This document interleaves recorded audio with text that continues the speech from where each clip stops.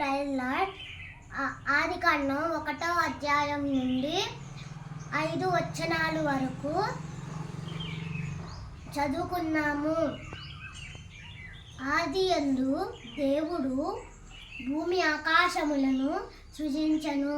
భూమి నిరాకారముగాను శూన్యముగాను ఉండెను. చీకటి అగాధ జనములపై కమ్మి ఉండెను. దేవుని ఆత్మ జనములపై అల్లాడుచుండెను.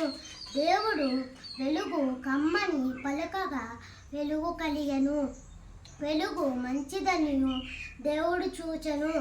దేవుడు వెలుగును చీకటిను వేరుపరచెను. దేవుడు వెలుగునకు పగలనియు చీకటికి రాత్రనియు పేరు పెట్టెను. అస్తమయమును ఉదయమును వెలుగగా 1వ దినమాయెను. ఆమేన్.